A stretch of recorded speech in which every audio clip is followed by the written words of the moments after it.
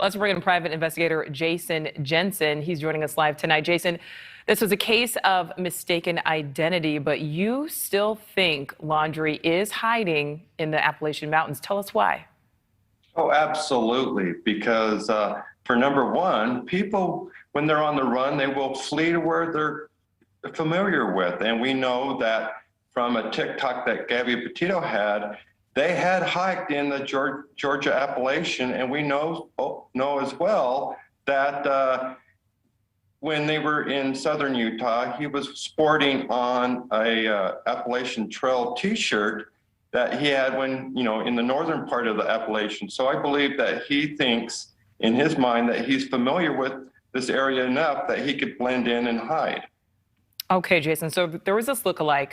Investigators storm into the room of this lookalike. What does this episode tell you about the focus of the investigation?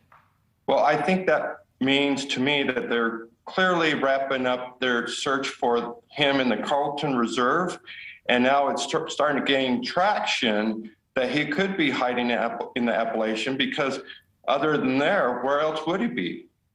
Well, of course, that's the question. Where is he? Now, there are some experts who are comparing the manhunt for Brian Laundrie to that of Eric Rudolph. He was known as the Olympic Park bomber, responsible for a series of bombings across the southern U.S. back in the late 90s. Do you think that's a fair comparison? And if so, how are they similar? Well, it's quite funny that they would try and compare Brian Laundrie to Eric Rudolph.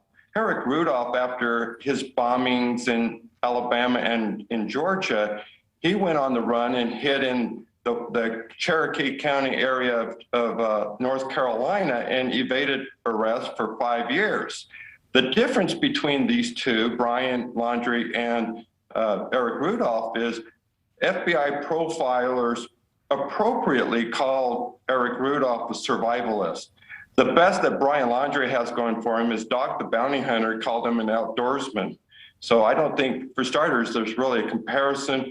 Eric Rudolph had military, infantry training, and he prepared for hiding out in the North Carolina Appalachian, and he was raised there. So he was deeply familiar with North Carolina.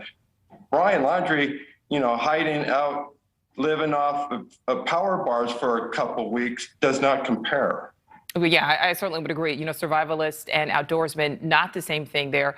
And as you said, Eric Rudolph, he was a fugitive for 5 years, but we know he was also in his 30s at the time. Laundrie's 23.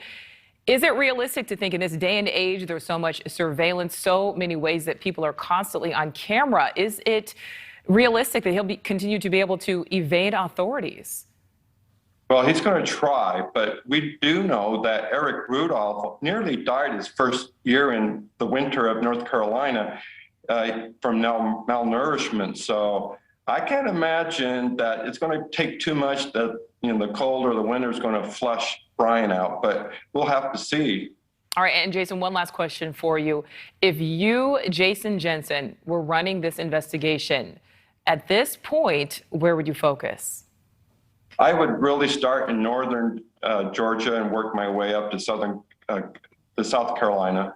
That's where I would concentrate my efforts on, because you're going to have a milder winter there. And I do know that I would expect that my cabin would be broken into if I had one in that area, because he's going to try and take shelter there or steal provisions. Yeah, because winter is certainly coming.